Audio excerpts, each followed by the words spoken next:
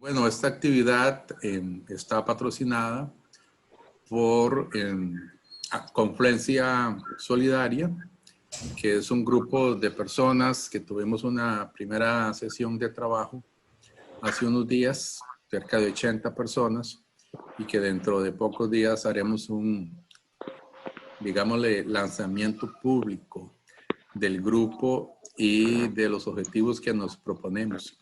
Pero si gustas, Héctor, das un saludo de bienvenida.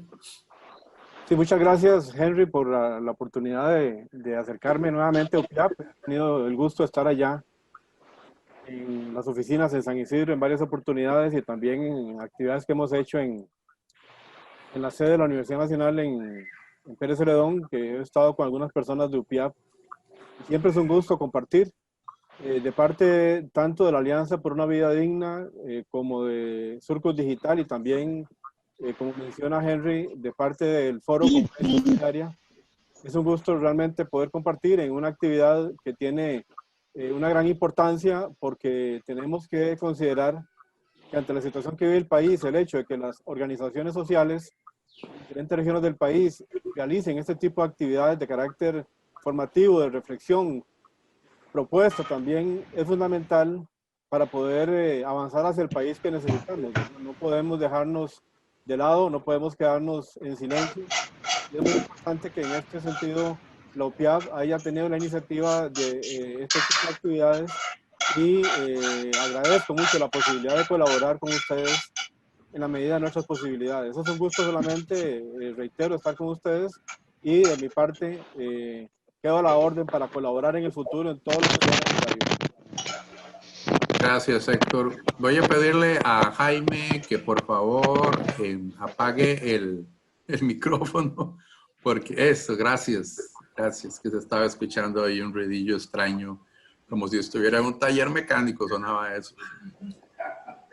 Bueno, quiero en primer lugar también agradecerle a la directora ejecutiva de UPIAP, Ivania Solano, desde luego a Luis Román de UPIAP, que han tenido la generosa iniciativa de compartir con ustedes a través mío el trabajo que hemos venido realizando varias personas desde la Escuela de Economía de la Universidad Nacional, desde Confluencia Solidaria, desde la Federación Frederick Ebert, con la cual también colaboro desde hace muchos años y que ha venido igualmente patrocinando trabajos de investigación en esta línea. Y desde luego agradecerle a Amado Castro de COPEAGRI, que igualmente nos esté facilitando la posibilidad de realizar esta actividad y el interés que ha mostrado en la misma.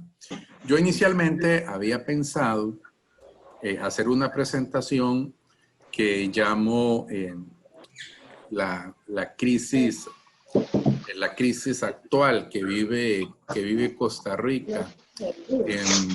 Costa Rica frente a la crisis, es un nombre que le puse. Pero posteriormente me dijo Deyanira que preferían por la urgencia, la inmediatez, que me centrara en el tema de la propuesta de plan fiscal que ha elaborado el Ministerio de Hacienda o el Gobierno de la República, dice para servirle de instrumento de negociación con el Fondo Monetario Internacional para un préstamo que se está solicitando de asistencia ampliada por 1.750 millones de dólares, que serían desembolsados, entiendo, en un plazo de unos 2 o 3 años y pagado en un plazo de unos 10 a 12 años. Ciertamente es una tasa de interés baja. Sin embargo, lo que más nos preocupa son los compromisos que adquiere el país. Esos compromisos de alguna manera ya están contenidos en la propuesta, pero no queda claro, como vamos a ir viendo en la presentación, cuáles de estos contenidos de la propuesta son exigencias del Fondo Monetario o son, digámosle, creatividad del equipo económico del actual gobierno. Entonces voy a compartir voy a compartir con ustedes esta presentación, y si luego hubiese interés en ahondar en otros temas, pues lo vemos. Vean, voy a usar para esta presentación una infografía que elaboró el Ministerio de Hacienda para publicitar su propuesta. Lo único es que yo la partí la partí en 6 partes para efecto de que quedara más fácil su presentación. Pero voy a guiarme por esta infografía que elaboró el Ministerio de Hacienda. Voy a usar esta presentación que es la misma de un infograma que elaboró el Ministerio de Hacienda para efectos de publicitar el impacto. Héctor, ahora sí se escucha bien.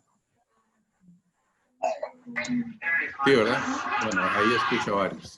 Ok. Bueno, entonces, oigo un ruido ahí. Oigo un ruido como de televisión. Gracias. Bueno, el gobierno parte de un diagnóstico que en parte compartimos y en parte no. Obviamente los datos son los datos, ahí no hay mucho que decir. Y los datos indican que se ha tenido una pérdida de ingresos, particularmente de impuestos, por más de 1 billón de colones este año. Esos son como 3 puntos porcentuales del Producto Interno Bruto. 3,3, como dice ahí la primera celda de arriba. Bueno, esa es una pérdida muy grande de impuestos, obviamente. Perdón, por eso es que... ninguna celda. ¿Está en la presentación? Sí, yo estoy compartiendo la presentación, Juan Carlos. Yo no la estoy viendo. Ah, qué raro, qué raro. No digo yo, no sé los demás. No, efectivamente no está la presentación. No, ahorita no se está viendo. No se está viendo. Ya, es que seguro cuando me salí. Sí, se desactivó. Aquí está. Ahora sí. Ahí está, correcto. Ok. Está. Bueno, les decía que el gobierno parte de un diagnóstico que en cuanto a los datos no podemos dudar. Ha habido una pérdida de ingresos, particularmente de impuestos en lo que va del año, de más de 1 millón de millones de colones. Para ser exacto, según dice el gobierno, 1 millón de millones y 200.000 millones más. Eso es lo que indica 1,2 billones. Obviamente eso es mucho dinero. Eso implica que el déficit, que ya de por sí se estimaba en 7% del Producto Interno Bruto, pues va a ser cercano al 10%. Hace muchos años que el país no tenía un déficit fiscal de esta magnitud. Sí tengo que advertir que lo que el gobierno no dice con esta cifra es que en parte, hay de por medio un error que comete el gobierno. Cuando el gobierno se viene el cierre, por la crisis sanitaria, hace un ofrecimiento a las empresas para que dejen de pagar impuestos durante el segundo trimestre. Pero a todas las empresas, lo hizo generalizado. No distinguió entre empresas que estuvieran en dificultades o no estuvieran en dificultades, sino que hizo no una moratoria, sino un traslado de impuestos para final de año de manera indiscriminada. Eso fue un error, a mi entender, porque ciertamente abultó el déficit más allá de lo necesario. Porque como bien sabemos, hay empresas que les está yendo bien.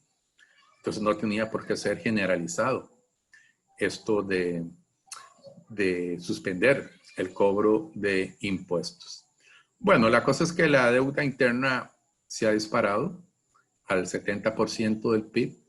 Es un dato alto para América Latina, digamos, no a nivel mundial. Hay muchos países que andan por encima de ese 70%. Europeos, Japón, Estados Unidos andan por encima de ese 70%.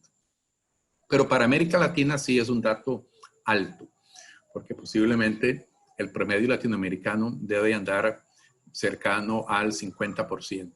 Por eso es que algunos países latinoamericanos han tenido lo que se llama más espacio fiscal para poder atender la crisis sanitaria y las consecuencias económicas y sociales de la crisis.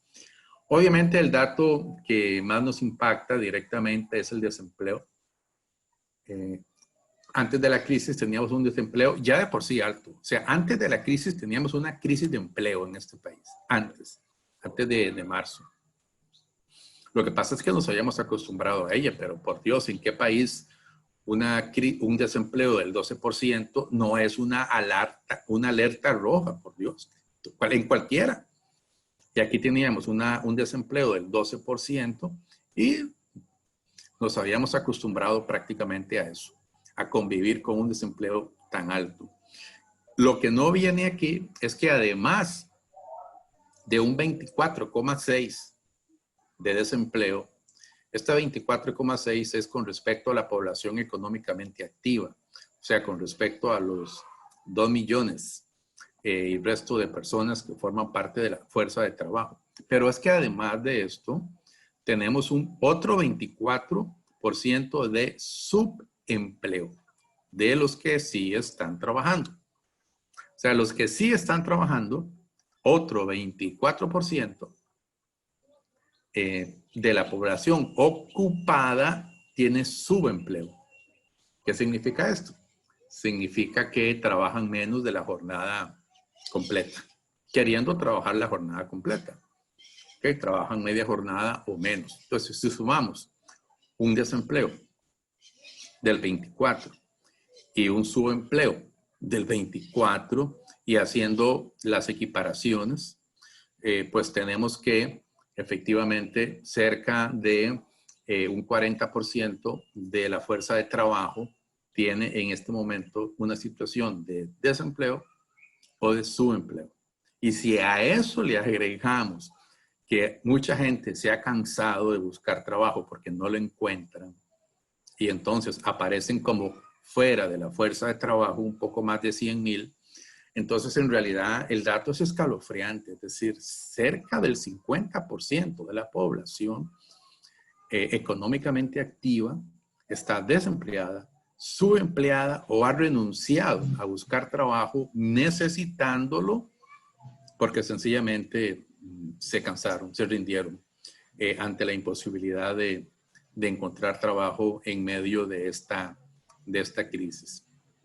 Este es el dato realmente más agobiante y el dato que más debería preocupar a las autoridades.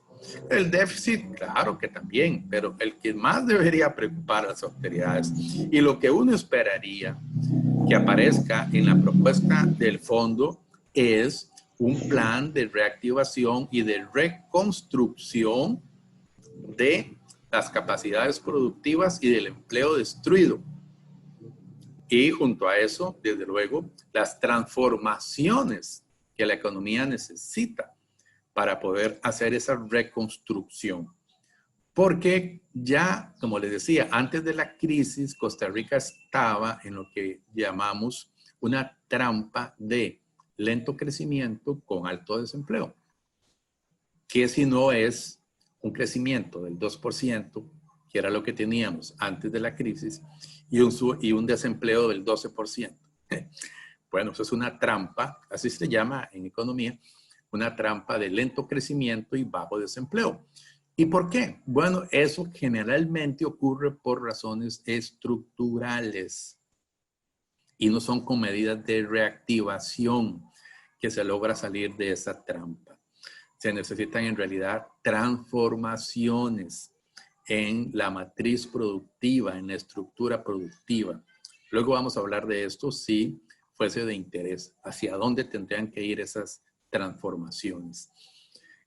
Porque lo que quiero indicar es que es una falacia decir que con medidas de reactivación esto se va a componer una vez que tengamos la vacuna o una vez que se dejen ya de cerrar comercios o negocios en general. ¿Por qué? Porque en realidad la economía está estructuralmente debilitada. Bueno, aquí ponen que las reservas del Banco Central son 8.600 millones de dólares. Me imagino que lo ponen porque alguna gente ha estado pidiendo que se utilicen reservas del Banco Central, por ejemplo, en lugar de embarcarse en un préstamo con el Fondo Monetario Internacional, o que el gobierno se siga endeudando internamente. Entonces me imagino que aquí lo que el banco quiere decir, vean, en realidad las reservas no son tan altas, o sea, no tenemos 20.000 millones, tenemos 8.600 millones de colones. Eso es un 14% del Producto Interno Bruto. Y eso más o menos alcanza para 6 o 7 meses de importaciones. Y si nosotros, eso es lo que dice el Banco Central, si nosotros tomamos, por decir algo, 2.000 millones de estos 8.600, estamos poniendo en serio riesgo la estabilidad cambiaria del país. Bueno, eso hay que tomárselo en serio. Yo no creo que sea tan fácil que podamos festinar los recursos de las reservas. Pienso que algo se puede tomar para eso, para enfrentar la crisis. Por ejemplo, para fortalecer la posición presupuestaria de la caja, que es la que está con toda la crisis a sus espaldas en la parte sanitaria. Pero realmente habría que hacer el estudio de cuánto de estas reservas realmente están disponibles y cuántas de esas reservas disponibles realmente se podrían utilizar sin poner en riesgo la estabilidad cambiaria, o sea, sin que se dispare el tipo de cambio, para decirlo en otros términos.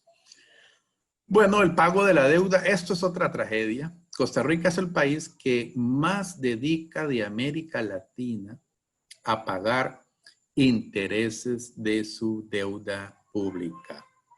Aquí dice 4,7. Ahí los datos están invertidos.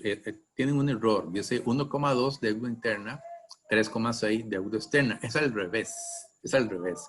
3,6 deuda interna y 1,2 deuda externa. O sea, el grueso de la deuda que tiene el Estado es deuda interna. Deuda con bancos, deuda con fondos de pensiones, deuda con operadoras, deuda con el INSS, con la caja, en fin. ¿Cuánto de esa deuda que tiene el gobierno es más o menos otras entidades públicas? Puede ser como un 40%. De manera que ahí habría alguna posibilidad de negociar algo. Digamos, lo que se llama una renegociación o reestructuración de la deuda. Y curiosamente, nada de esto viene incluido en la propuesta.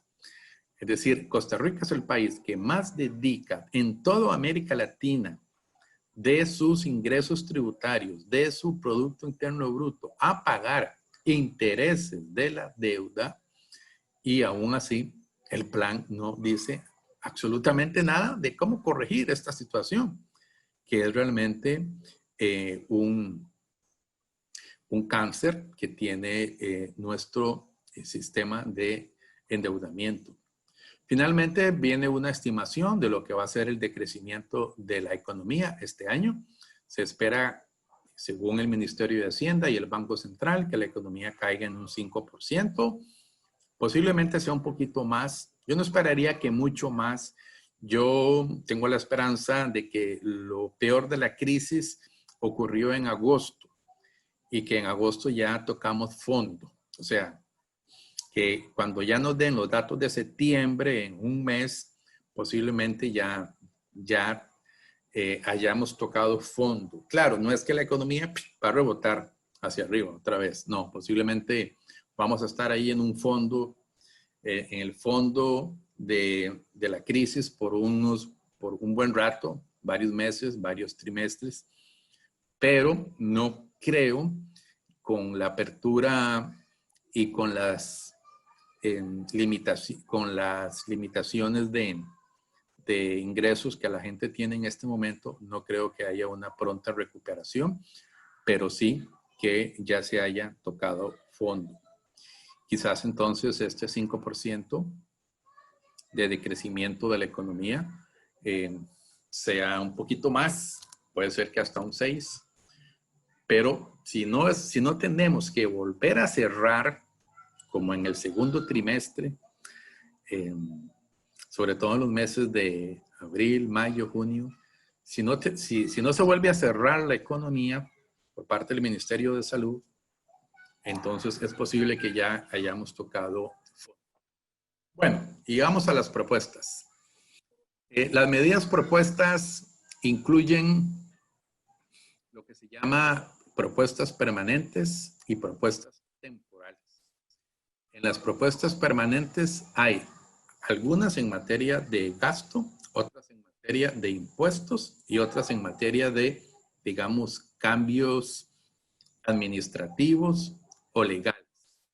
Por ejemplo, eliminar exoneraciones. Con esa medida se espera recaudar la mitad de un punto del PIB por año, o sea, unos 180,000 millones. Y sí, ahí va la eliminación de la no sujeción o el no pago de impuesto sobre la renta que tienen actualmente las cooperativas. Para ser preciso, las cooperativas no están exoneradas, son no sujetas. No sujetas es una condición, digamos, más estricta que estar exoneradas. Ahora lo que el gobierno quiere es quitar esa condición de no sujeción a las cooperativas. Siempre va a exonerar algunas porque lo que están diciendo es que el impuesto recaería sobre las cooperativas más grandes. No han dado datos, por lo menos no vienen en el plan de cuáles serían los ingresos o los excedentes, a partir de qué monto las cooperativas, independientemente del sector financiero, agropecuario, el que sea a que se dediquen, va a tener que pagar impuestos. Pero eso incluye otras exoneraciones, como por ejemplo que el salario escolar está exonerado del pago de impuestos sobre la renta. Entonces eso va ahí. Los premios a la lotería están exonerados de cualquier impuesto. Entonces ahora les van a poner un impuesto. Y así por el estilo. ¿Exoneraciones a zonas francas? No, ninguna. Aquí no hay ninguna exoneración que se va a quitar para zonas francas. Las zonas francas en ese sentido son intocables. Se dice que tiene mucho que ver con el hecho de que el principal asesor económico en materia productiva de don Carlos Alvarado sea precisamente don André Garnier, que él y su familia y su hijo pues son administradores o dueños de varias casas de administración de zonas francas. Pero bueno, eso no se toca. Don Henry. Sí, perdón, adelante. ¿Puedes poner un modo presentación?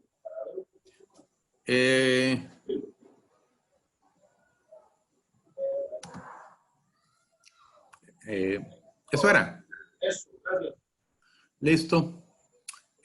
Bueno, luego viene una promesa, y créanme que es Son los más eso. viejitos que tenemos que usar las calientes. Está bien, Juan Carlos. Luego viene una promesa, que es una promesa de toda la vida, de todos los proyectos de impuestos que llegan a la Asamblea Legislativa. Todos dicen que van a combatir la evasión. Todos. Y todos se ponen esta meta. Curiosamente, este punto 25% siempre aparece entre las metas de que los proyectos de impuestos ponen cuando llegan a la Asamblea Legislativa, que es quien le corresponde aprobar o no los impuestos que propone el gobierno.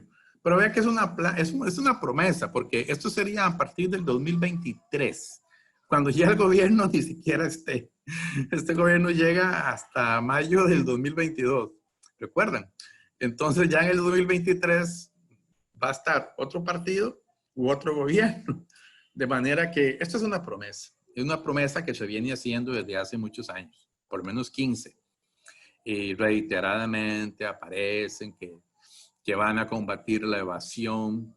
En realidad, el único cambio legislativo importante que ha habido en Costa Rica en materia de lucha contra la evasión ha sido la ley contra el fraude fiscal que se aprobó en la administración anterior, pero que incluso todavía no ha madurado como para que su implementación realmente recaude cantidades significativas.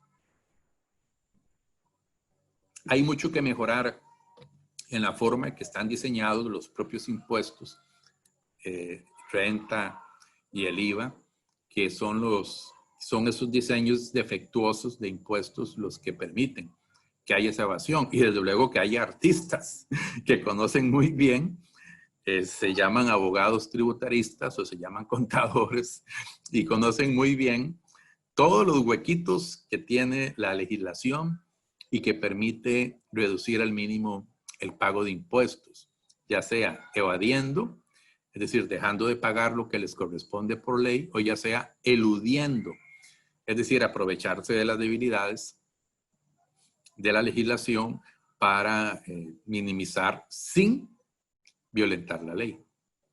¿Ok? Esa es la diferencia entre evasión y elusión.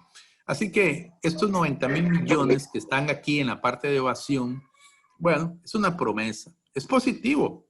Ojalá. Es decir, este gobierno está retomando y viene en la propuesta como en dos páginas. O sea, se le quiere dar cierta importancia. Está retomando el tema de tener un programa nacional de lucha contra la evasión.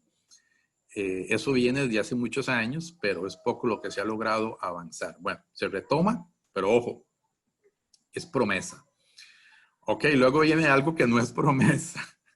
Es un hecho. Recortes al gasto público.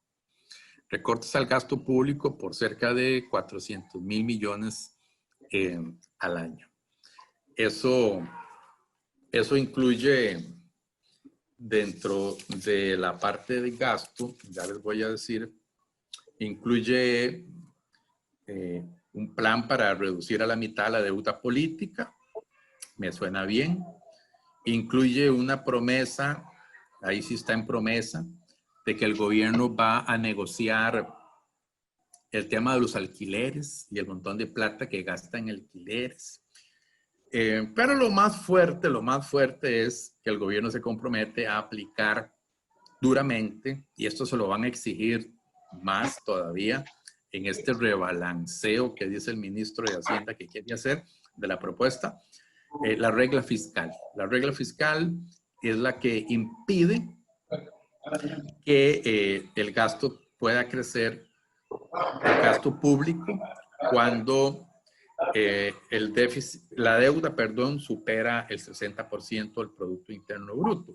Y especialmente va a recaer sobre, lastimosamente, la inversión pública y sobre el empleo público. Se están congelando los aumentos en anualidades por 4 años y se están congelando los aumentos salariales por inflación, posiblemente por 10 años, no dice cuántos, hasta que la deuda baje otra vez del 60%. Pero la deuda va a llegar al 70% en el próximo año, seguramente. De hecho, nos estamos endeudando con el fondo. Así que la deuda lo que va a seguir es creciendo. De manera que no veo cómo en menos de 10 años podamos bajar el cociente deuda con respecto al Producto Interno Bruto al 60% otra vez. Y mientras eso no ocurra, no hay ajustes salariales por inflación. O sea que los salarios se van a mantener intactos. Aunque la inflación en esos 10 años sea de, no sé, 10%, digamos. Ya, Henry, la consigna. 10 años en aumento, salga a la calle.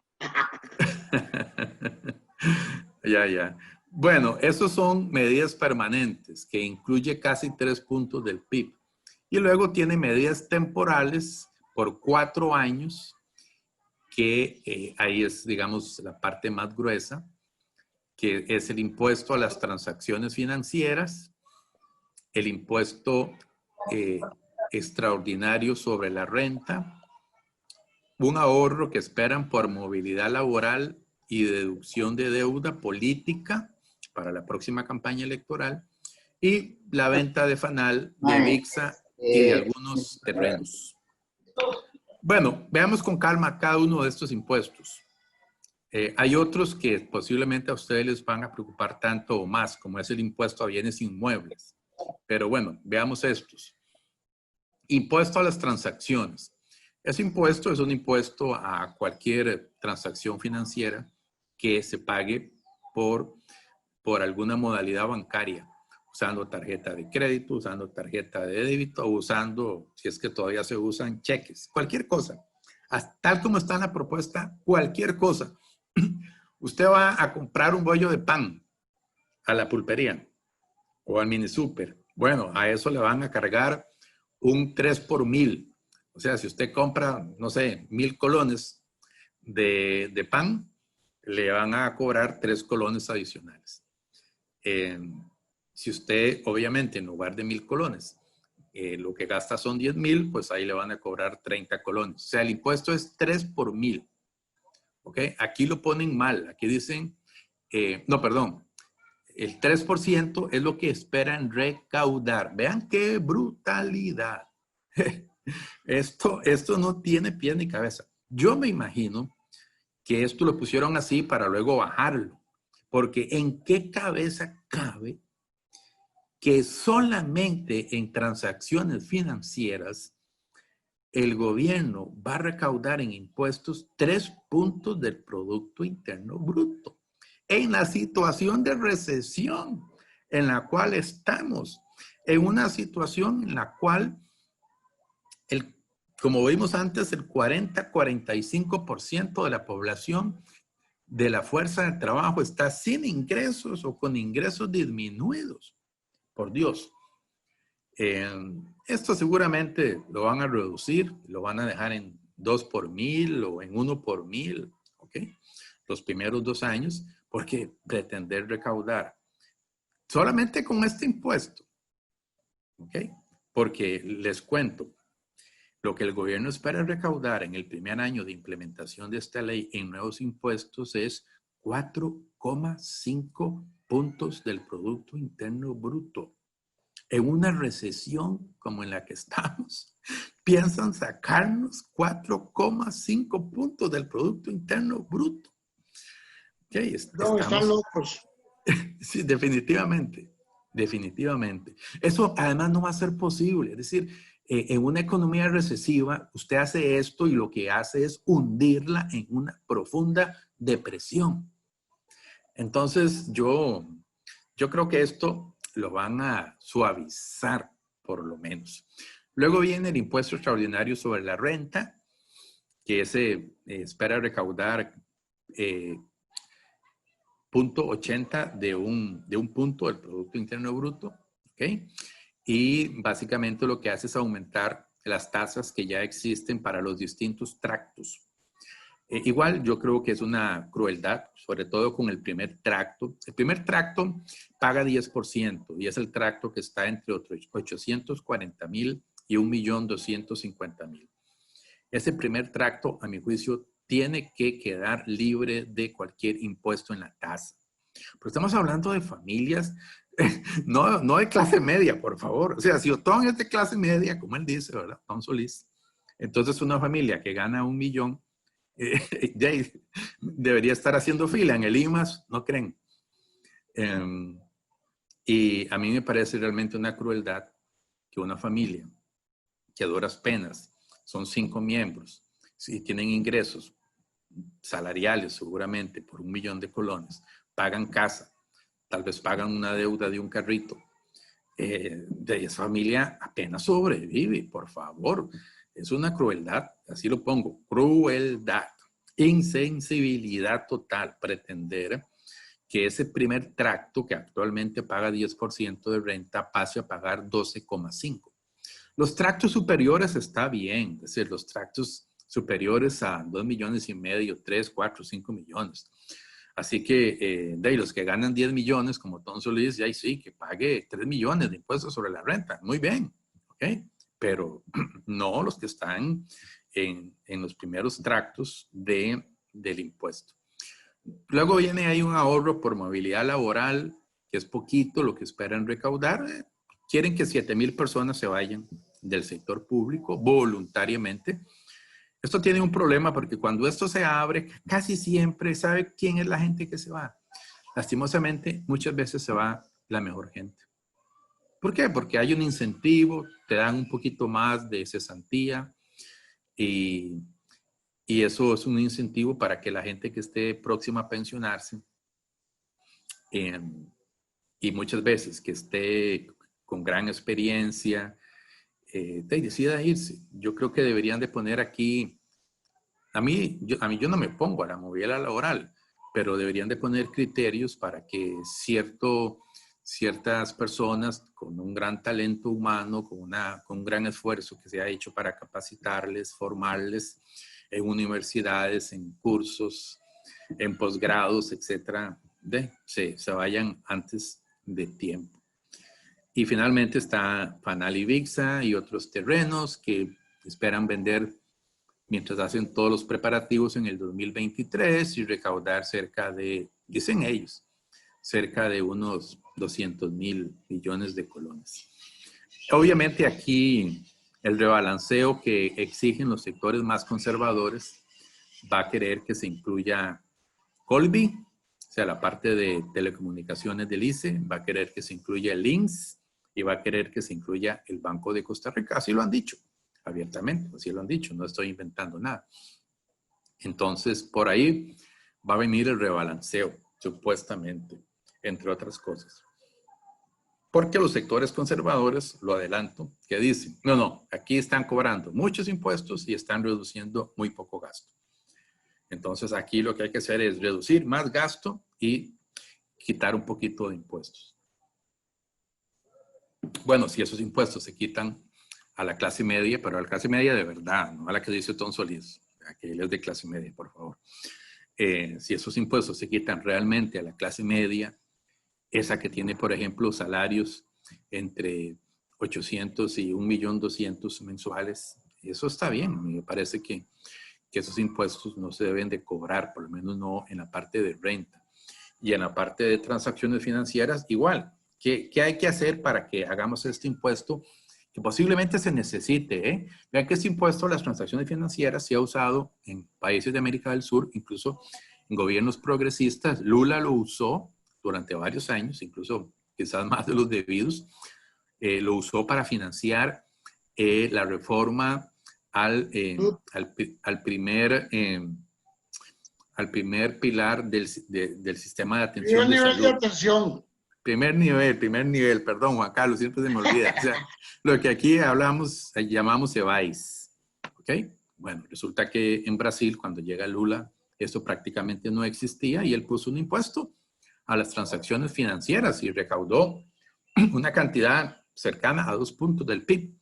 Y con eso estuvo financiando el primer nivel de atención, lo que aquí llamamos EVAIS. Entonces, es un impuesto de 4 años, a mí me parece bien. Más allá de eso, es muy perjudicial. Pero es un impuesto que ciertamente distorsiona. Por eso es un impuesto muy pequeño, 1 por 1,000, 2 por 1,000. Vean que aquí lo quieren poner de 3 por 1,000 y eso parece alto. Y además, tendríamos que exigir que ese impuesto no aplique a transacciones pequeñas. Por ejemplo, si usted va al Minisúper y compra 10,000 colones, por favor, que no le aplique. O sea, que le aplique a los que van al automercado y compran 100,000 colones. Y de esos 100,000 colones, ahí van a pagar 300 colones de impuesto. Perdón, 3,000 colones de impuesto. No, mentira. 300 colones de impuesto.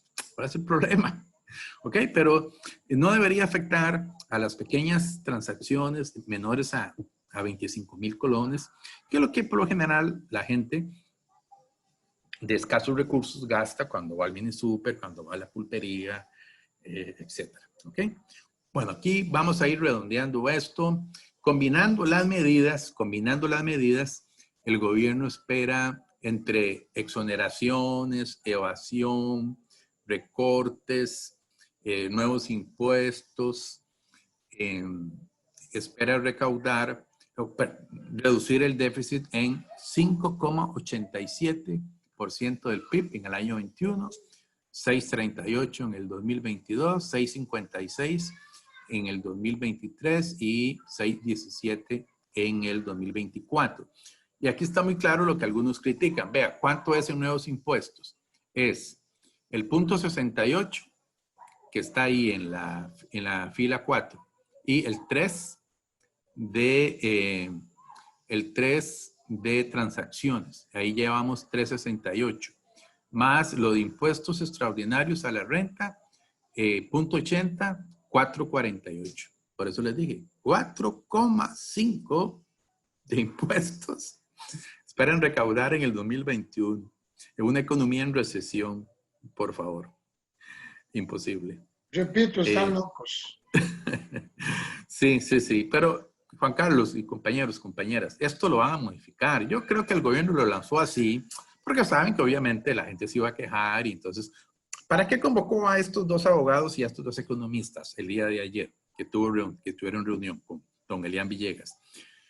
Para calmarlos, para decirles, bueno, vamos a quitar un poquito de impuesto por aquí, de impuesto por allá. ¿Quiénes son esos dos abogados que llegaron a reunirse con el ministro de Hacienda?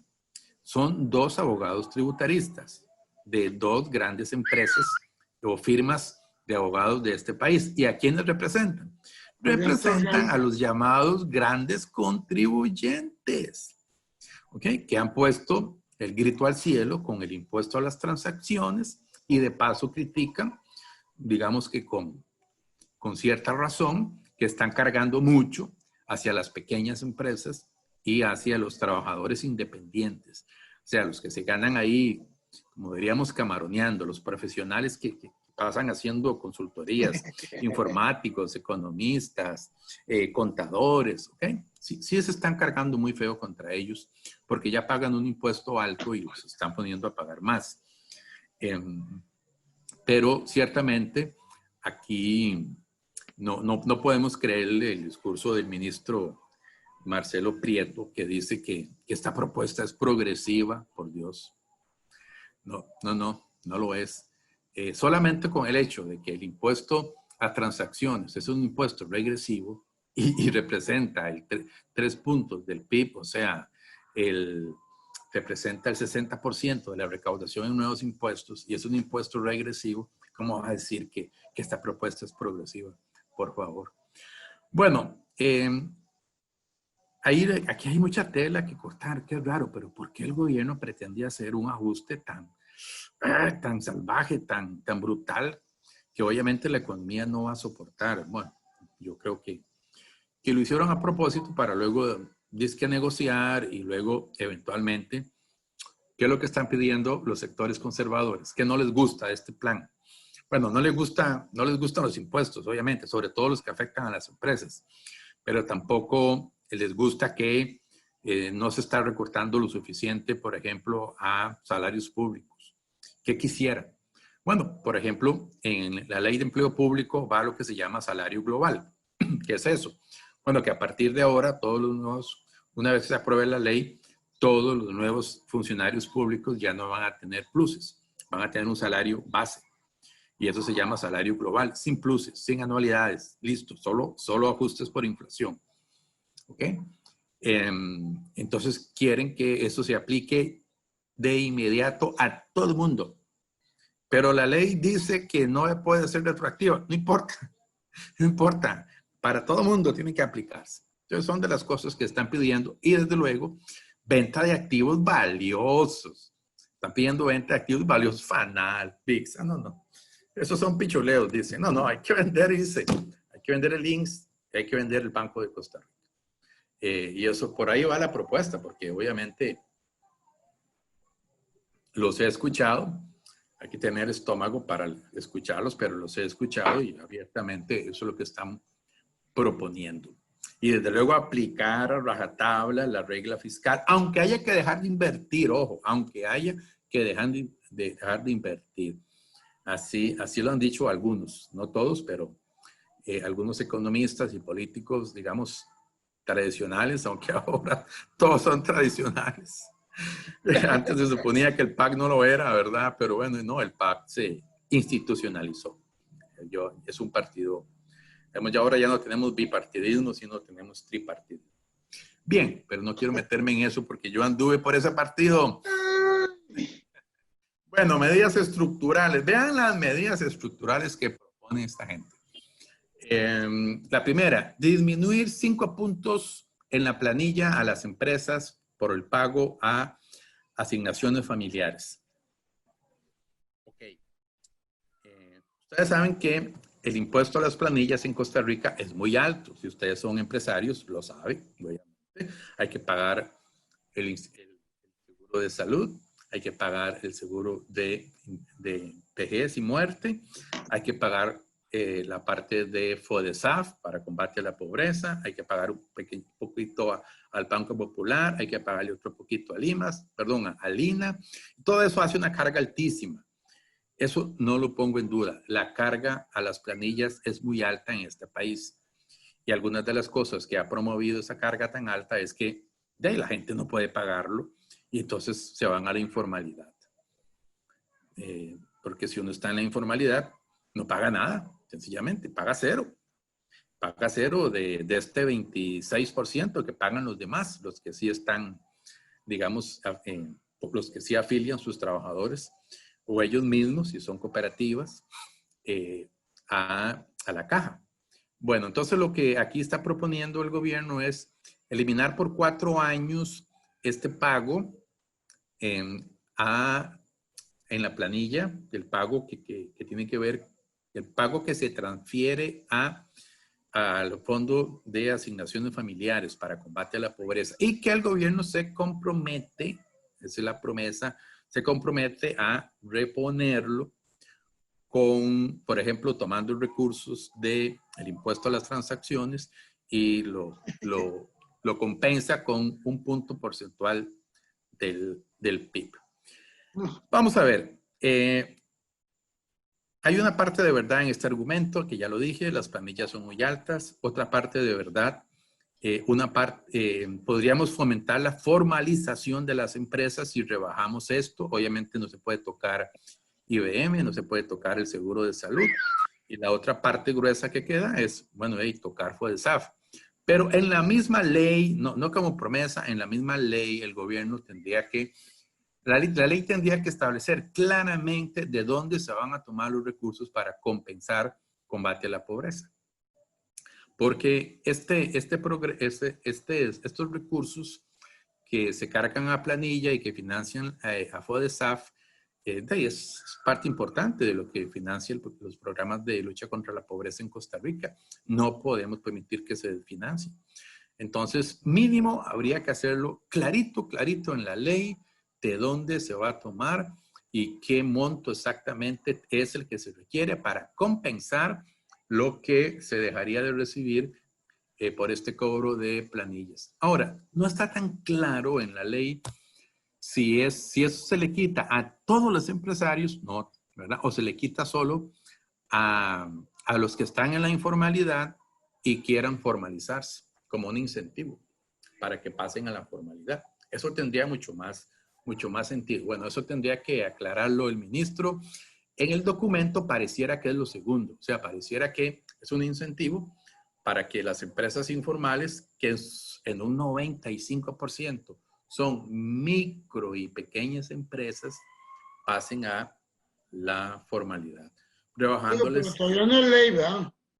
No, ya, y esto. No, es que dijiste como está en la ley, entonces me confundí. No, lo que dije es que en la misma ley en que se llegara a disminuir temporalmente estos 5 puntos a FODESAF para incentivar la formalización, en la misma ley tendría que incluirse el monto y la fuente y el compromiso, obviamente, para que efectivamente eso se compense con impuestos generales, que es lo que está incluido aquí. Luego viene otra cosa, medidas estructurales. Vean, esta sí da risa, por favor. El gobierno habla ahí en una parte del documento de universalizar la red de cuido. Ah, qué bien, universalizar la red de cuido. Pero lo que propone son 5.000 millones. Y ya si ustedes leen el documento se darán cuenta que la propuesta es que 8.000 niños en edad de 5 años, no menores a 5 años, ¿no? En edad de 5 años, puedan ingresar a preescolar en redes de cuidado. Entonces, eso está muy lejos de una universalización de la red de cuidado. Ojalá realmente eso se pudiera hacer, porque esto está muy relacionado con la posibilidad de que las mujeres que quieren trabajar de forma remunerada, porque ya trabajan bastante en la casa, obvio, pero si quieren trabajar de manera remunerada, entonces, como asalariadas o parte de una cooperativa, como sea, puedan tener redes de cuidado para que a sus niños se les cuide y se les eduque o se les dé educación en esos centros. ¿Okay? Eso está muy bien. Es parte de lo que pretende también aumentar lo que se llama la tasa de participación en la fuerza de trabajo. Pero esto es un pellizquito muy pequeño. Luego se mencionan ahí algunos programas tecnológicos que tienen que ver con tecnologías que el MEP quiere impulsar. Algo que a los empresarios sí les ha gustado mucho, bajar gastos en electricidad y gas. Inversión en infraestructura. Hablan de una inversión, no dicen cuál sería el periodo, pero básicamente son los proyectos que se han venido manejando. La carretera Nueva Cartago, la carretera nueva o la ampliación de la carretera a San Ramón, la ampliación de la carretera a Río Frío o al cruce de Río Frío. No a la 32, eso ya está en camino, sino que se quiere ampliar, digamos, el paso por el Braulio Carrillo. Eso se quiere ampliar y ampliar la 27 también, que eso se supone que arranca el año entrante, y el otro es el tren eléctrico, obviamente. Entonces, todo eso por 4.000 millones de dólares, no está claro los plazos, no está claro cuánto empleo eso generaría, pero está bien, es decir, es inversión. Sin embargo, se queda muy corto. Es decir, este país ocupa el doble de esa inversión en infraestructura. Si realmente quisiéramos que la inversión sirva como un acicate para reconstruir la economía. Inversión pública o inversión por alianzas público-privadas, pero se ocupa por lo menos el doble de esa inversión. Luego se va a intentar bajar los pagos de alquiler del gobierno. Eso está bien. Bueno, es una promesa de toda la vida, recuerdo. Y siempre hay intereses que impiden que algo se haga. Y, claro, los cambios laborales. Particularmente jornada 12 horas y jornada 4-3. Que obviamente eso ya está en la Asamblea Legislativa. Entonces, por eso algunos empresarios han dicho, pero no se vale, qué vivos. Ya eso está en la Asamblea, ¿por qué lo meten en este plan? Bueno, y lastimosamente esto tiene todos los visos de que vaya a pasar. Digo lastimosamente porque obviamente es un golpe importante a los derechos laborales que se han obtenido en este país desde que se promulgó el Código de Trabajo en los años 40. Y no está claro cómo va a terminar este proyecto de ley que está en la Asamblea, que es un proyecto que presentó el Movimiento Libertario hace muchos años y que el PAC lo ha hecho suyo. Sí, señores, el PAC lo ha hecho suyo, y Liberación también, y el PUS también, y algunos otros diputados. La mayoría creo. Bueno, entonces aquí se espera ir aumentando, ven, en las últimas 3 filas se espera ir aumentando la carga tributaria a un 17,5 y luego bajar un poquito a un 16,5 en el 23 y en el 24. Las exoneraciones que actualmente representan un 5,4 del PIB, se espera que se puedan disminuir en un punto del PIB. Ya les dije cómo, fundamentalmente poniendo a tributar el salario escolar, renta a cooperativas, impuesto a lotería y cosas por el estilo. Y con evasión fiscal, vean si esto está así, al machete, que ponen ahí exoneraciones, 1, 1, 1, 1. Evasión fiscal, punto 25, punto 25, punto 25, punto 25. Eso está macheteado. Está macheteado y obviamente es Y además tienen planificado en qué van a ceder y cómo. Tienen su agenda clara. Sí. Bueno, y aquí, esto no viene en el plan. Oye, esto lo incluyeron al final, como tratando de responder algunas de las críticas. Me van a disculpar, pero en la infografía no dicen qué significa OCTF. Pero básicamente son como reformas a más mediano plazo. Por ejemplo, eliminar impuestos menores y sustituirlo ya de manera permanente por un impuesto a transacciones, pero desagregado. Perdón, desagregando. ¿Cómo? Que sea a las transacciones de alto tránsito. Perdón, que las transacciones de alto tránsito y poco valor contributivo, esas no paguen. ¿Okay? Bueno, entonces, ¿por qué no hacen eso de una vez? ¿Okay? ¿Por qué no quitan esas transacciones de poco valor, como antes les decía, y se concentran como tiene que ser en las transacciones en la bolsa de valores, en las transacciones en el mercado monetario, en las transacciones en el mercado cambiario, las grandes transacciones? ¿Okay?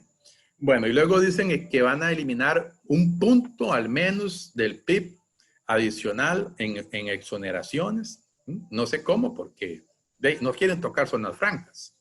Y ahí habría una posibilidad sin lastimar los derechos que las zonas francas tienen. No es necesario. ¿Por qué? Porque, por ejemplo, el diputado Wilmer Ramos lo que propone es un impuesto a las utilidades distribuidas a los propietarios de zonas francas. Eso no es un impuesto a la empresa. Eso es un impuesto a la renta que como propietario de una zona franca o de una empresa de zona franca uno recibe cuando se distribuyen utilidades. Entonces, esto no es una penalización a la empresa como tal, ¿okay? Que es lo menos que podríamos hacer. ¿Okay?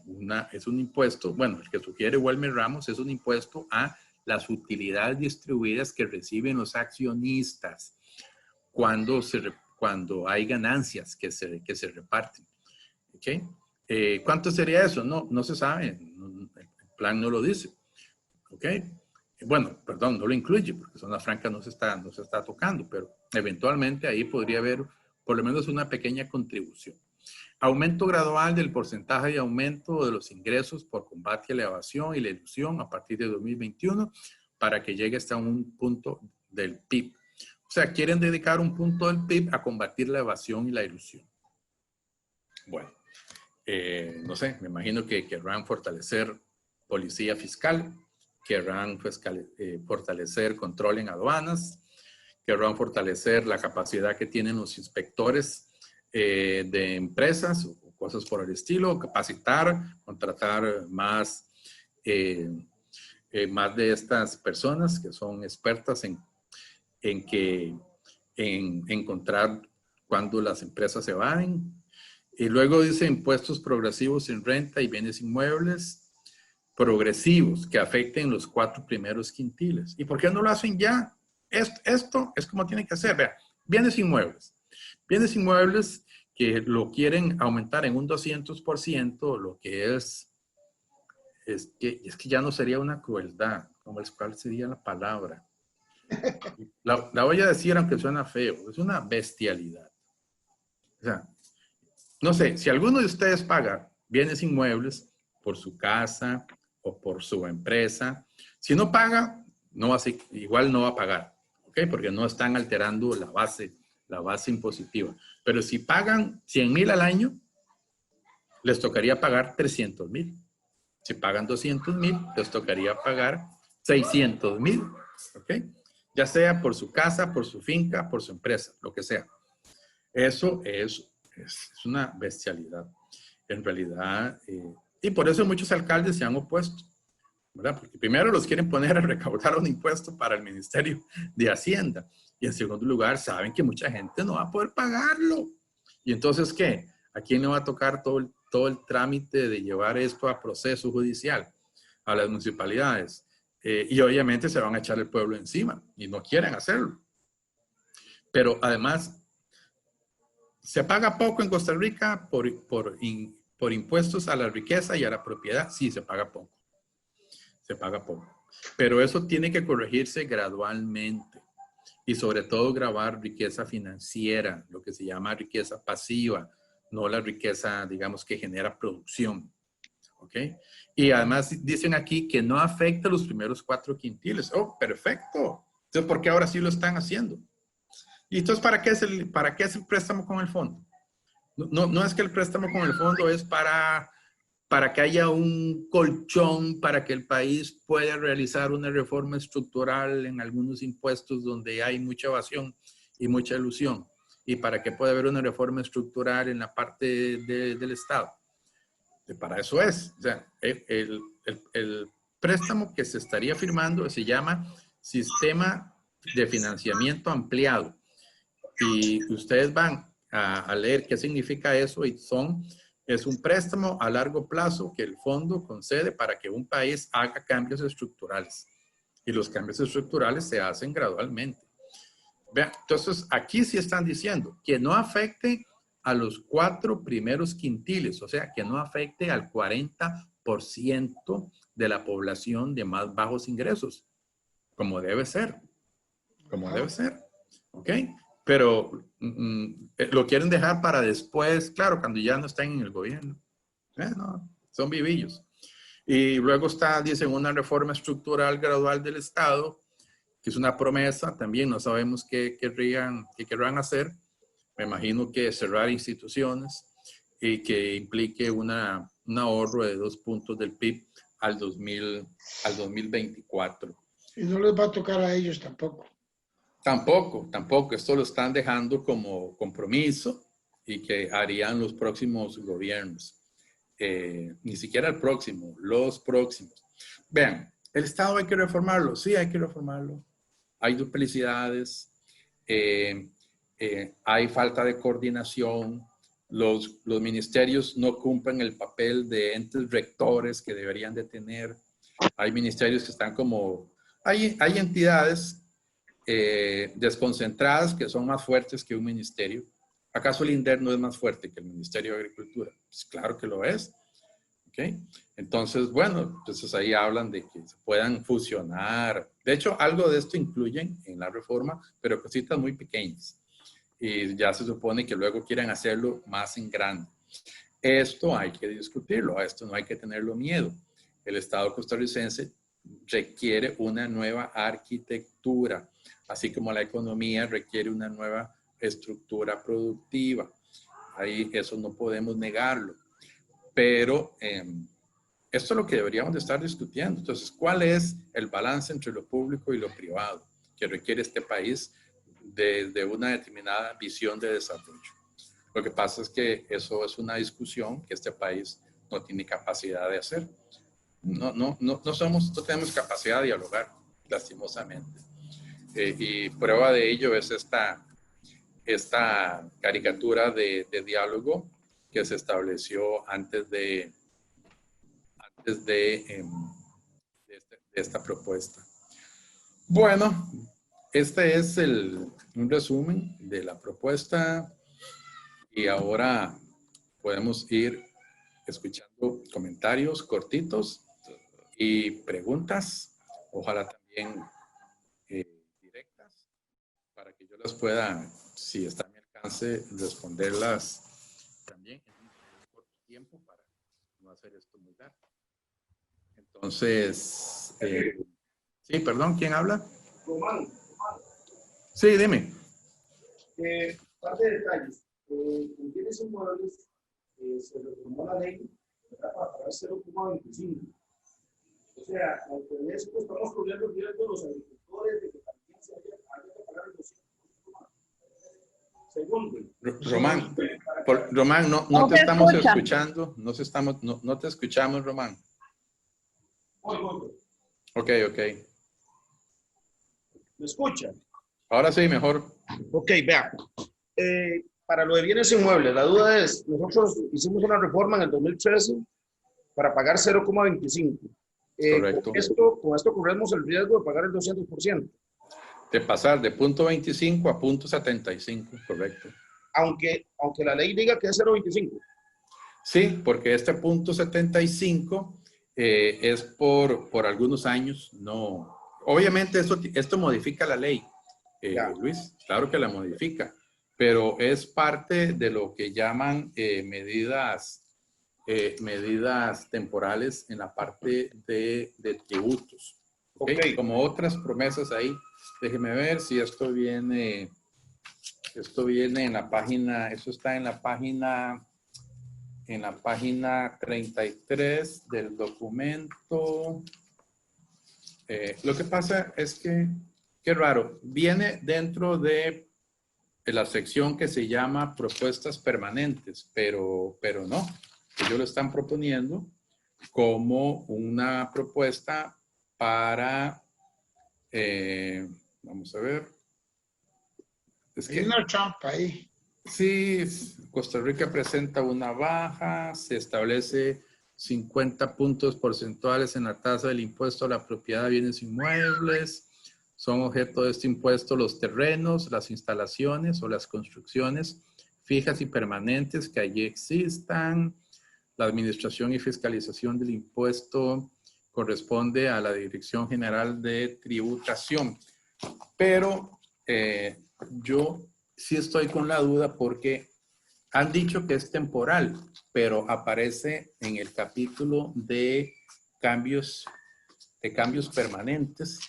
Ahí sí me queda la duda, déjeme ver. Aquí en la tabla resumen, dice impuesto a bienes inmuebles, objetivo, base imponible, se estima un rendimiento de 0.56 por año. Ay, Luis, parece que lo quieren hacer permanente. Lo extraño es que al final hablan de impuestos progresivos en renta y bienes inmuebles que afectan a los primeros 4 quintiles. ¿Ok? En todo caso, incluso aunque fueran 4 años, no, ellos pretenden recaudar más o menos unos 200.000 millones de colones por año. 204.000 millones de colones por año. Y no, esto es parte de lo que van a cambiar, Luis. De eso no me cabe ninguna duda. Otra consulta, por favor. Sí. Vos hablaste de las debilidades en la legislación para el tema de evasión e ilusión, pero Sí. luego viene planteado que lo pretende corregir. Si es un tema legislativo, ¿cómo carajos no está propuesto? ¿Cómo sería, cómo se corregiría esto? Porque tendría que ir a la Asamblea Legislativa a través de un proyecto de ley. Sí, ellos tendrían que elaborar las leyes. En el texto lo único que vienen es como cuáles podrían ser las leyes, ¿verdad? Que hay que reformar la ley del IVA y la ley de renta y que hay que fortalecer esto y lo otro, pero no, los proyectos de ley no están, esos no están. Henry, pero además recordemos que los diputados que tenemos ahí están puestos precisamente por los evasores, o una gran cantidad de esos diputados. Perdón, pero es así, o no es así. Sí. Ah, bueno, es que ese es el gran detalle. Ahora, para efectos de tener más claridad, cuando hablamos de zonas blancas, y cuando no va contemplado el imponerle la zona blanca y sí a las cooperativas, sean grandes o sean como sean, al final son cooperativas. ¿Cuánto impacto tiene lo económico en zonas blancas dentro de la economía? Ellos tienen exoneraciones por $1.000 millones. Esas exoneraciones, según entiendo, es en servicios como electricidad, agua, etcétera. En algunos casos, sí, en algunos casos. Recuerda que aquí Intel vino con la condición de que la tarifa eléctrica fuera preferencial. ¿Ok? El problema es que sí tenemos leyes, incluso a nivel internacional que establecen condiciones preferenciales para ese tipo de atracción de inversión extranjera. Por eso lo mínimo, lo que podríamos hacer, digamos, en el corto plazo, y ahí no habría ningún temor a que ninguna empresa se vaya a ir, porque no se estaría cargando un impuesto a los ingresos o a las utilidades de la empresa, sino a los dividendos que obtienen los accionistas de las empresas. Igual, una contribución, así como se le pide a las cooperativas, ¿por qué no pedírsela a las empresas de zonas francas? A mí me parece que sería justo. Henry, dos detalles para que me contesten, Simona. Cuando hablamos del gran capital, nos correríamos el riesgo de que esos grandes capitales se vayan a otros países. Y segundo, las reservas del Banco Central, no sé si rondan entre 8.000 o 13.000 millones. ¿No? 8.600. Sí. 8.600. Sí. ¿Es viable? ¿Es posible que podamos retroalimentarlos? Eso son 2.000 millones que pudiéramos tomar las reservas del Banco Central y hacer reactivación económica. ¿O no es viable? Y los grandes capitales, por favor. Sí, sí, sí. Bueno, muchos países han tomado recursos de sus reservas y, por ejemplo, han financiado con eso pago adelantado de deuda externa que asfixian a un país. Eso lo hizo, por ejemplo, Néstor Kirchner cuando fue presidente en la Argentina. Ahora, aquí hay un problema. Yo no quiero en serio responsable con esto. De esos 8.600 millones de dólares que tiene el Banco Central, hay que ver cuántos están disponibles, porque algunos de esos 8.600 podrían estar en este momento puestos en algún país Es como un extranjero. portafolio, es como un portafolio de inversiones que tienen vencimientos. Correcto, sí, sí. Ellos deben de tener una cantidad contante y sonante de dólares, tienen que tenerla. Pero entonces habría que determinar cuánto es lo que tienen invertido. Obviamente, porque tener semejante cantidad de dinero sin ganar intereses, imagínense. Entonces, habría que ver cuánto realmente tienen ahí contante y sonante y Ya cuánto la de vista. eso, sí, y cuánto de eso se podría utilizar sin poner en peligro que se dispare el tipo de cambio, porque tampoco nos interesaría eso, ¿verdad? Podría ser Bien, con eso. bien. Perfecto. Entonces, eso hay que aclararlo y hay que estudiarlo antes de hacer cualquier propuesta. Algunos economistas han venido diciendo, cojamos 1.000 millones, cojamos 2.000 millones, cojamos 3.000 millones. Eso no se puede decir así. Yo creo que posiblemente una cantidad se podría tomar. Por ejemplo, para inyectárselo a la Caja Costarricense del Seguro Social, por ejemplo, ¿verdad? Que está teniendo un hueco importantísimo que ya va por los 400.000 millones de colones. Ya me dice esa consigna para la caja, gracias. Pero sí habría que valorar con seriedad cuánto de esos 8.600 realmente, primero, están disponibles y en segundo lugar, se podrían utilizar sin poner en peligro la estabilidad cambiaria del país. Ok, gracias, Henry. Con gusto, Luis.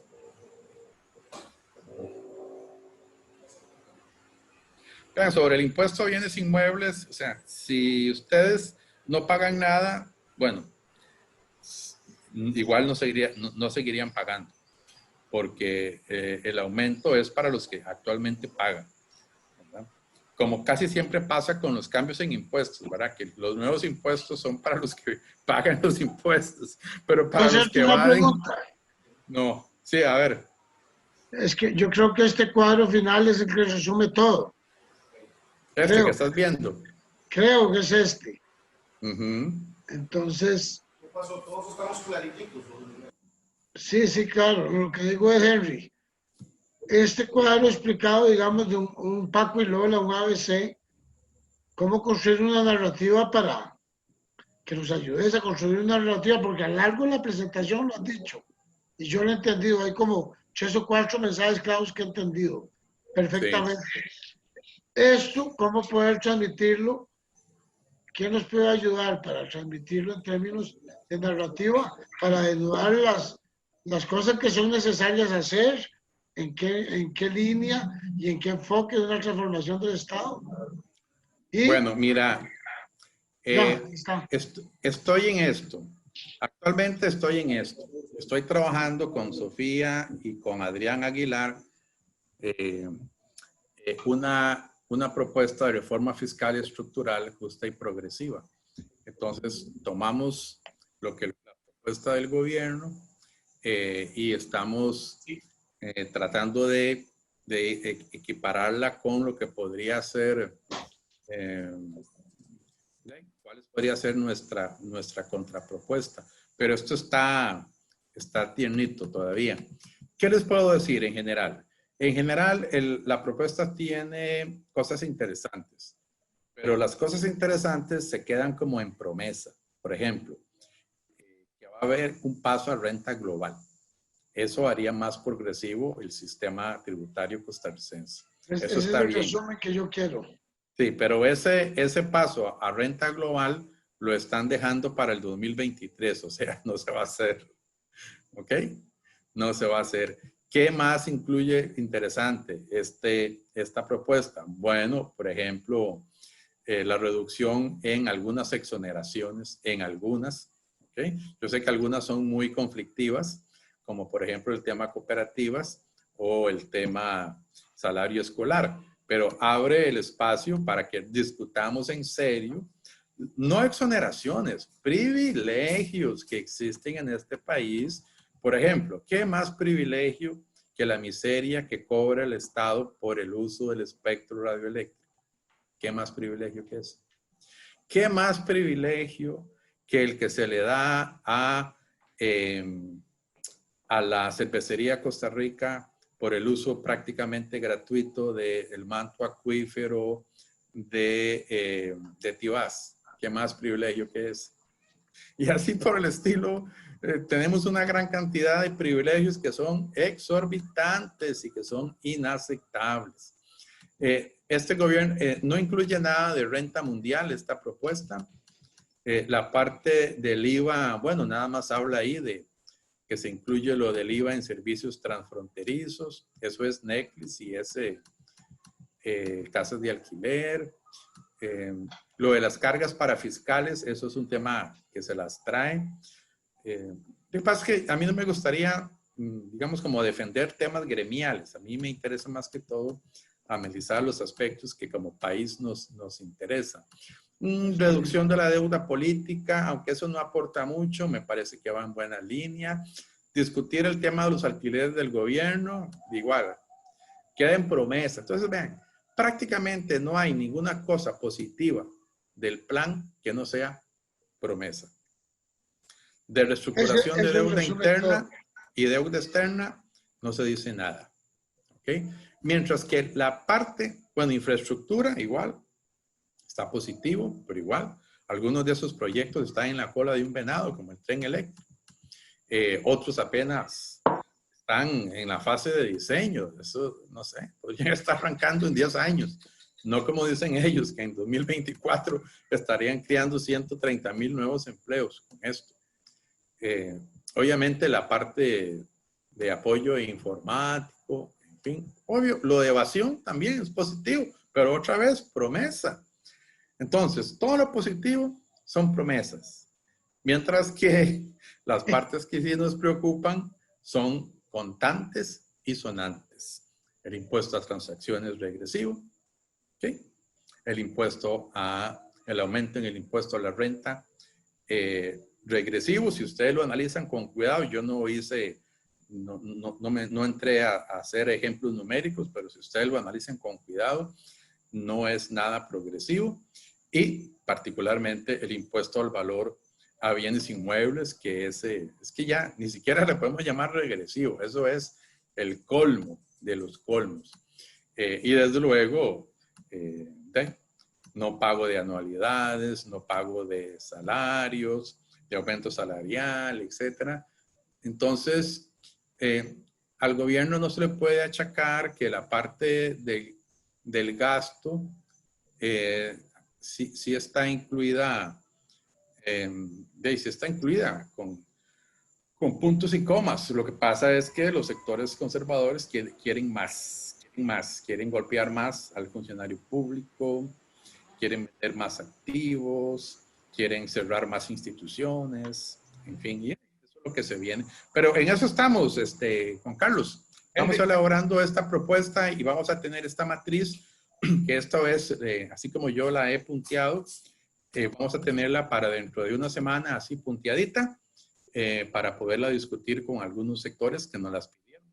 ¿Quién nos pidió esto? Nos los pidió Rerum Novarum. ¿Okay? Pero a partir de eso podemos compartirla con otros sectores de productores, de sindicatos, de organizaciones sociales, cívicas, ciudadanas, etcétera, etcétera, etcétera. Henry. Pueden apuntarse. Sí, adelante. Perdón por interrumpir, pero esto se me queda porque estamos hablando mucho del gremio, de algunos gremios. Vea, por ejemplo, vender Fanal significa 11.000 millones de colones en impuestos que no se le llegarían al Estado, porque una empresa privada, como hablamos de elusión fiscal, no se los va a pagar al Estado. Y Fanal representa ¿verdad? Un programa y una institución como el CNP, que fue desmantelada por los políticos en los últimos 40 años para hacerse el negocio de importación de insumos, para hacerse el negocio de la venta de comida a instituciones del Estado y, por supuesto, que representa una regresión dentro del sector agrícola. Ahora, cuando vos hablas que es más fuerte INDER, que el mismo MAC, siendo un brazo del Ministerio de Agricultura, INDER, todo es una estrategia. El presupuesto del Ministerio de Agricultura en años atrás, hace 30 años, era 5, 7%. Hoy es menos del 1%, con un personal que ya está para pensionarse todo, ¿verdad? Entonces no hay plazas para contratar a agentes de extensión agropecuaria. Entonces, muy bonito, porque entonces volvemos al tema, Henry. Los diputados que hoy tenemos, en su mayoría, defienden la apertura comercial a capa y espada, defienden la importación de comida para ir creando más pobreza, porque entonces los agricultores dejan sus tierras, los hijos tienen que irse a buscar trabajo que no está. Hoy vemos la cantidad de desempleo, y esto a nivel de profesionales y no profesionales, ¿verdad? Entonces, por supuesto que es una regresión, es que no le apuesta a su seguridad alimentaria. Es un país que entra en pobreza más extrema, y todos entendemos que la soberanía es imposible, pero sí la seguridad alimentaria la podemos fortalecer inyectando reactivación económica sobre el sector agrícola, que le genera tanto a este país, ¿verdad? Entonces, ocupamos un sector público fortalecido, y aquí hay que revisar algunas instituciones, por supuesto. Y uno entiende que hoy vemos a la Caja del Seguro Social con la camisa puesta, y vemos algunas instituciones que tienen la camisa puesta, hay que revisar algunas otras que también hay que hacerlo.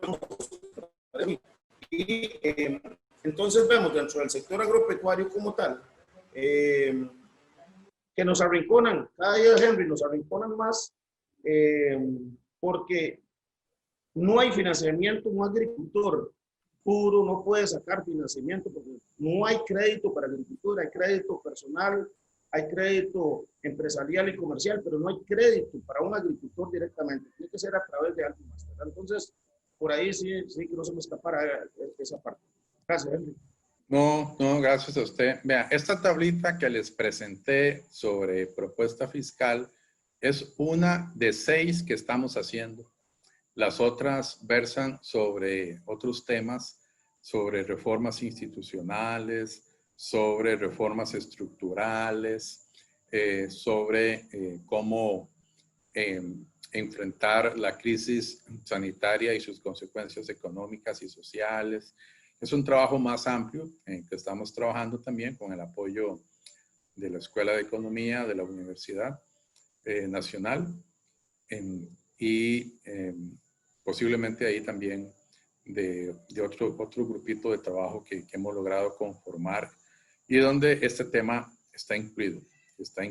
Yo espero que es muy importante, Luis, que UPIAP se pueda sumar a este esfuerzo que algunos sectores sociales están convocando, que dicen necesitamos una agenda país, una agenda país que nos permita servir como para ver si estamos de acuerdo en algo.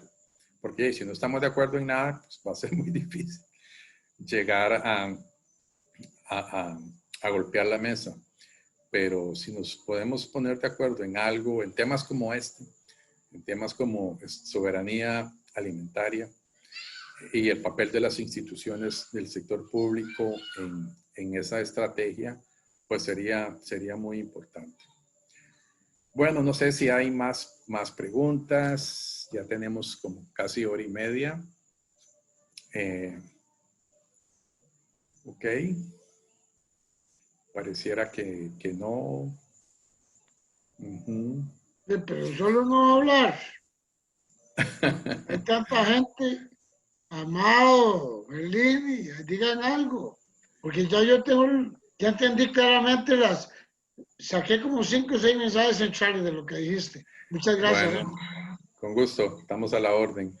No, de eso se trata. Hoy es una charla introductoria como parte de este esfuerzo que Confluencia Solidaria quiere hacer de divulgación, de investigación y de compromiso con una agenda país alternativa. Y bueno, en eso estamos. Ojalá que podamos seguir comunicándonos con otros temas. Yo tenía hoy planteado otra cosa, algo más general. Pero bueno, Deyanira me pidió que lo hiciera centrado aquí, porque aquí estaban las preocupaciones más inmediatas. Entonces, bueno, así lo hice.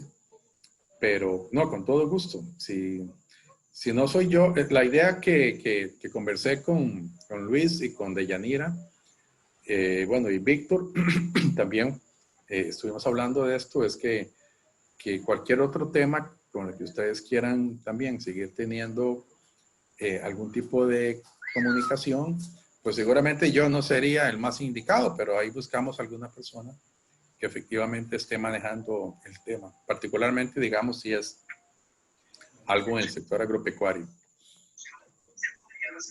Hola, gente. Sí, ¿quién? Hola, Yanira. Ya, bien, gracias. Ay, disculpa que he cambiado el No, panorama. para nada, por dicha tenía esto preparado.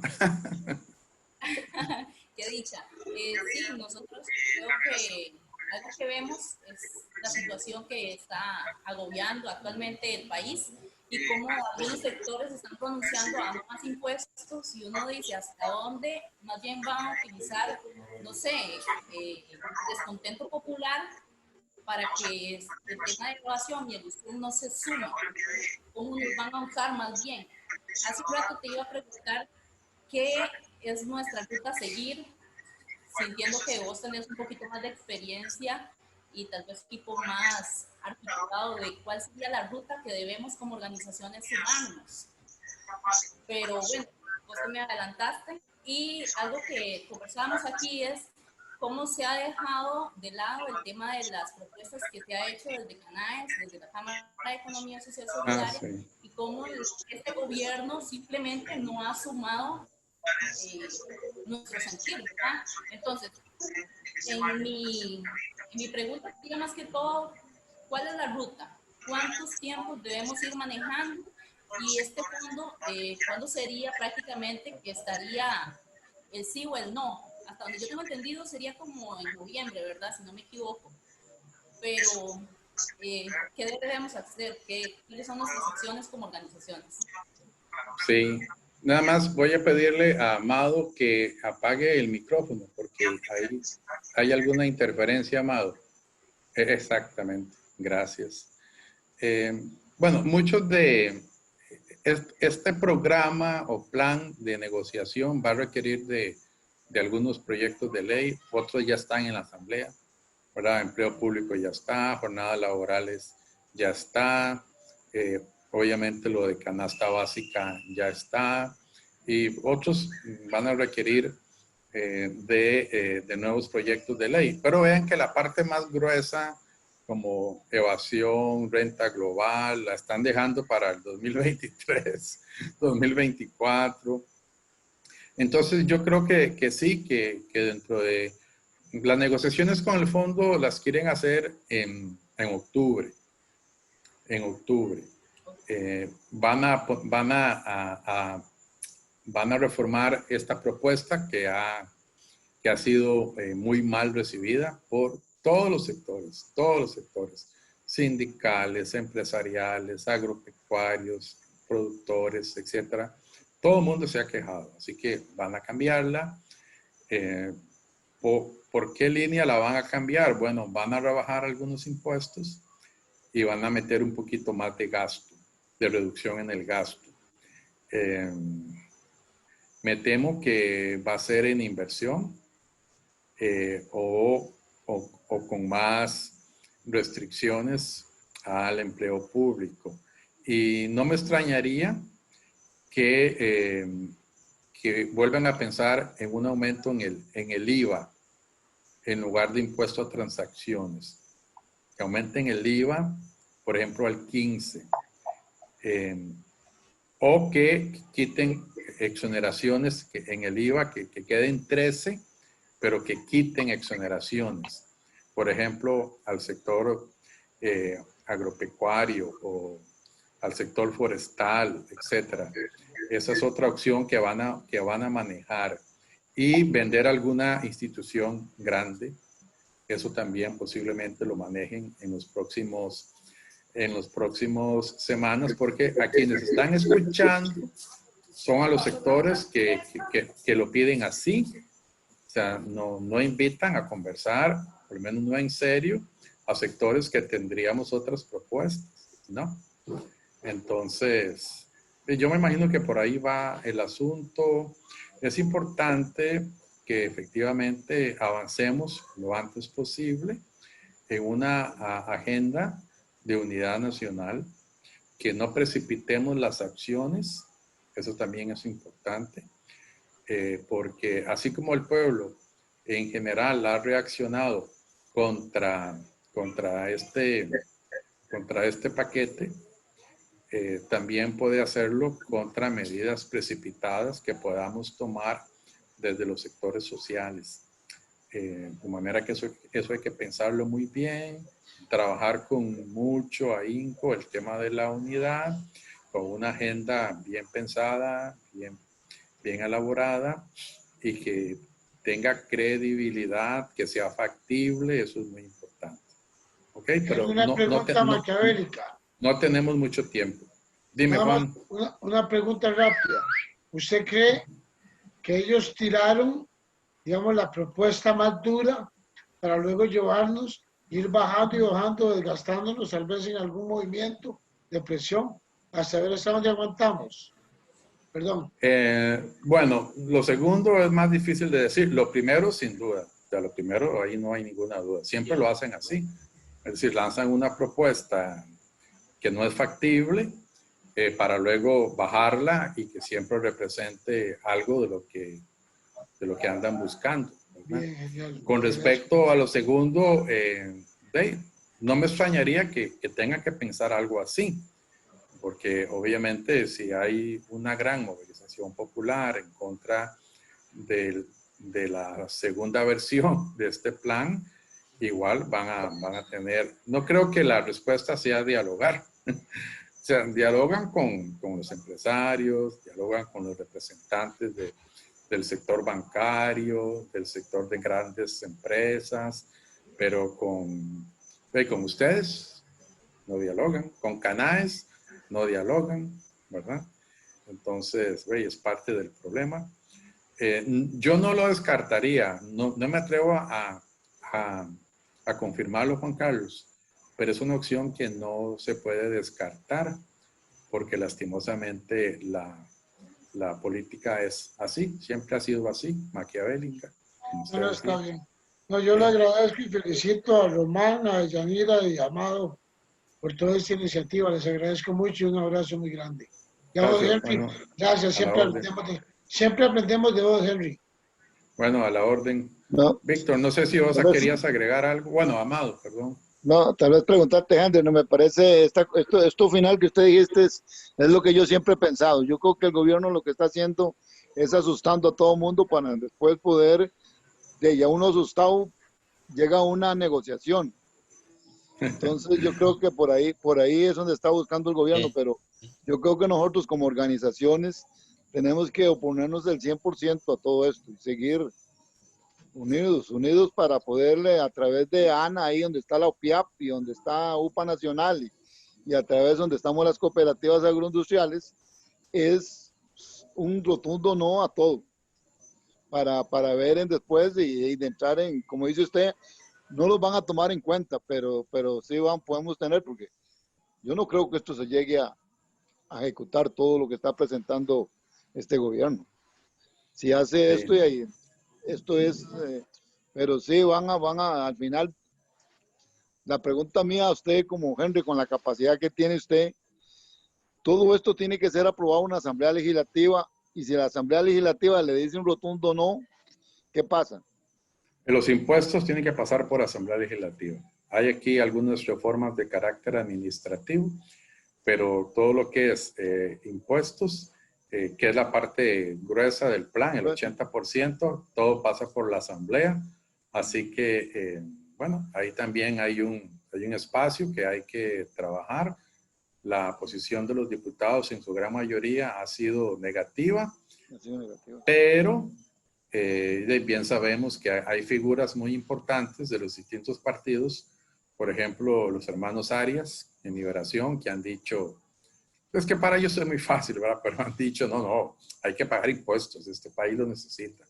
Y Otón Solís también ha dicho, no, hay que pagar impuestos. Yo soy de clase media y yo voy a pagar impuestos con gusto. Y así por el estilo, ¿no? Entonces, pero es probable que mucho de eso sea postelectoral, y que al final terminen diciendo, bueno, por el bien de la patria, y aunque me duela, tenemos que pasar por este valle de lágrimas, aunque a ellos no les afecte, ¿verdad?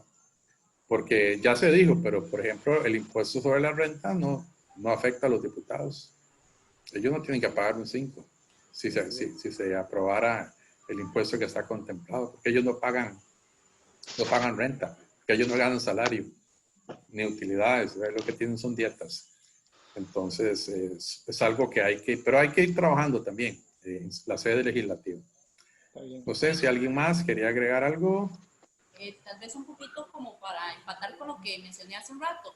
Sí. Lo que para el 30 de septiembre hay un movimiento. ¿Quiénes están con este tema y qué tan factible puede ser? Como nosotros. Bueno, yo entiendo que sobre todo es Rescate Nacional. O sea, el grupo que lidera don José Miguel Corrales, don Célimo Guido, hay dirigentes regionales ahí también. Han estado en conversaciones con algunas centrales sindicales. Por ejemplo, bueno, con Rerum Novarum han estado conversando en pos de una unidad. Yo no sé si Rerum va a apoyar. Enciende la luz porque no se ve. Sí. Yo no sé si Rerum va a... Se le ven los ojos. Okay, dame mi chance entonces. ¿Se dieron cuenta que se veían solo los anteojos?